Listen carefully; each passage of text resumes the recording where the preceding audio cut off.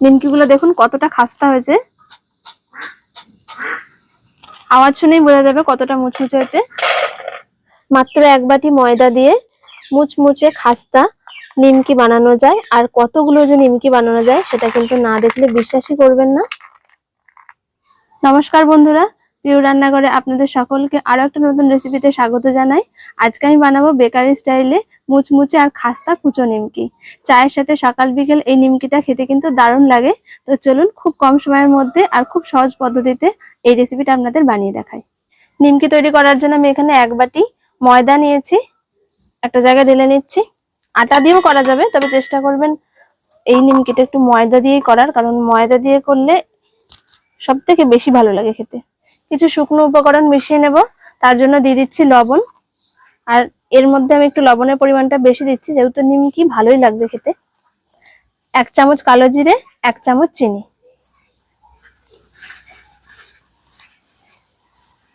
কালো জিরের বদলে অনেকে জোয়ানও দেয়, আবার চিনি দিলেও কিন্তু খেতে খুব ভালো লাগে। সবকিছু একটু শুকনো উপকরণগুলো হাতে করে এইভাবে মিশিয়ে নিচ্ছি। শুকনো উপকরণগুলো মিশিয়ে নেওয়া হয়ে গেছে।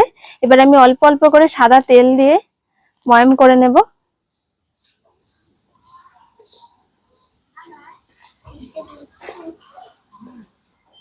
ময়ামের জন্য তেলের পরিমাণটা একটু বেশিই লাগবে, কারণ যত ভালোভাবে ময়াম হবে তত কিন্তু খাস্তা হবে নিমকিগুলো।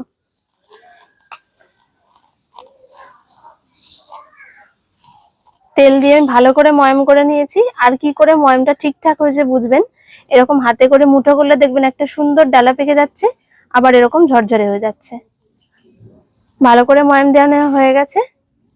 এবার আমি অল্প অল্প করে নর্মাল জল দিয়ে একটা শক্ত মতো ডো তৈরি করে নেব। প্রথমেই একদম সব বেশি জল দেওয়া যাবে না, অল্প অল্প করে জলটা দিতে হবে। ময়দাটা মাখা যদি নরম হয়ে যায় তাহলে কিন্তু নিমকিগুলো নরম হয়ে যাবে, আর ঠিক মতন শেপগুলোও আসবে না। খুব বেশি শক্ত হবে না, তবে তারই মধ্যে হালকা একটু নরম হবে।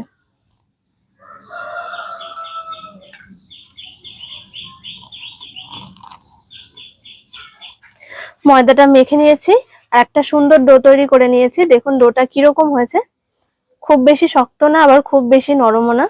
তো এরকম ভাবে আমি 2-3 মিনিট করে মেখে নিয়েছি। এবার ঢাকা দিয়ে রেখে দিচ্ছি 10 মিনিটের জন্য, যাতে ময়দাটা খুব ভালোভাবে সেট হয়ে যায়।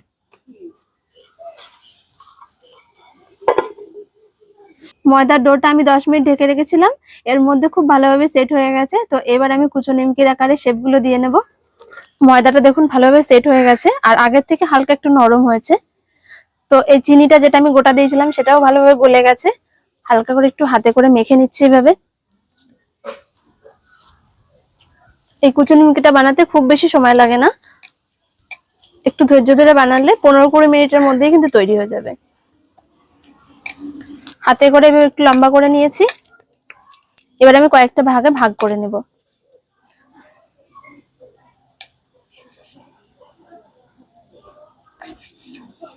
একটা লেচি নিয়ে নিচ্ছি, আর বাকি দুটো লেচি আগের মতনই ঢেকে রেখে দিচ্ছি, কারণ ওপরটা শক্ত হয়ে যাবে নয়তো ভেবে খোলা রেখে দিলে। যে লেচিটা বেলবো আমি সেটা গোল করে ভেবে নিচ্ছি একটু সমান করে।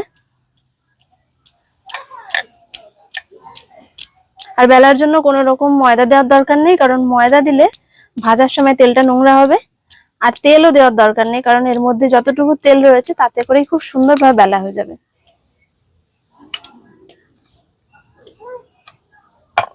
আমরা যেরকম রুটি পরোটা খাই সেই রকম ভাবে একটু পাতলা করে বেলতে হবে।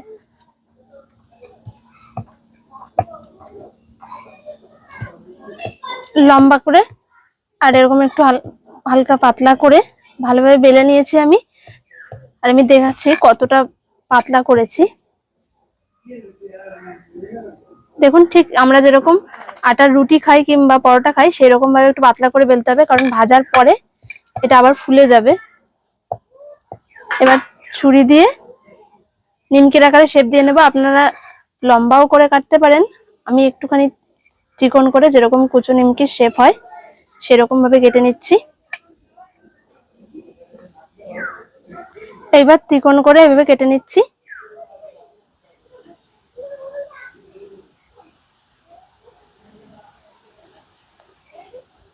আপনারা চাইলে বড় বড় করে একটু কাটতে পারেন, সেরকম ভাবে কাটলে একটু সুবিধা হয়। এবারে নিমকিগুলো এক এক করে তুলে নিচ্ছি। এইভাবেও ডাইরেক্ট তেলের মধ্যে দিয়ে দেওয়া যায় সরাসরি, তবে তুলে নিলে একসাথে সবগুলো দিয়ে দেওয়া হবে। আর আমি এইভাবেই রেখে দিচ্ছি, এগুলো কিন্তু যখনই তেলে দেবো ভাজার সময় এইভাবে আর লেগে থাকবে না, ছেড়ে যাবে।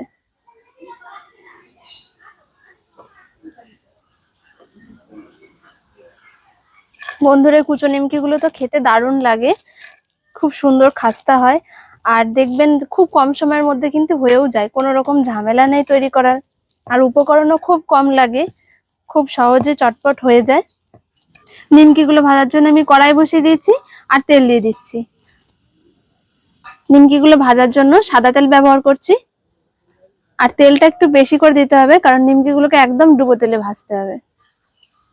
ভালো করে তেলটাকে গরম করে নেব। প্রথমে তেলটাকে ভালো করে গরম করে নিয়েছি, এবারে দিয়ে দিচ্ছি নিমকি গুলোকে ভাজার জন্য।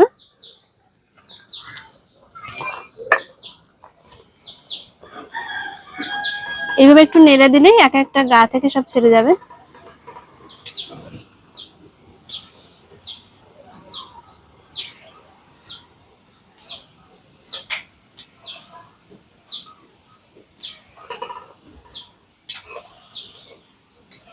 একদম লাল লাল করে ভেজে নিতে হবে।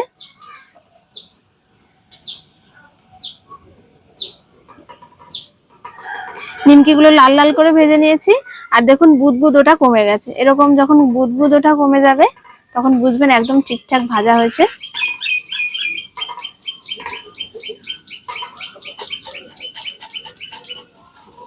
ভালো করে তেল ঝরিয়ে নিচ্ছি। বাকি নিমকি গুলোকেও একই রকম ভাবে ভেজে নিচ্ছি।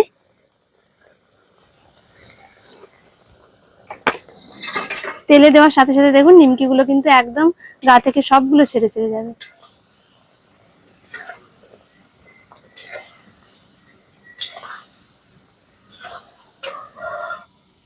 নিমকি গুলোকে একদম মুচমুচে করে আর লাল লাল করে ভেজে নিয়েছি। দেখুন কত সহজে, কত কম সময়ের মধ্যে নিমকি গুলো তৈরি হয়ে যাচ্ছে।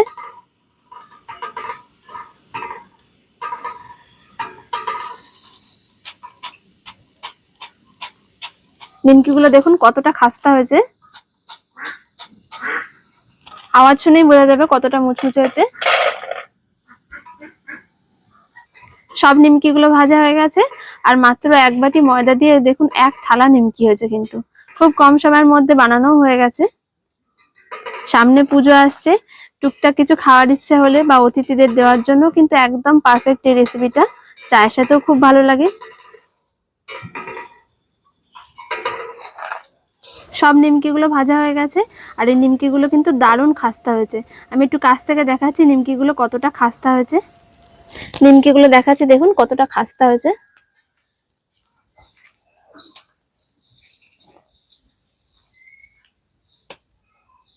মুচমুচে কুচো নিমকি একবারে তৈরি। তো এইরকম কুচো নিমকি রেসিপিটা আপনাদের কেমন লাগলো অবশ্যই আমাকে কমেন্ট করে জানাবেন।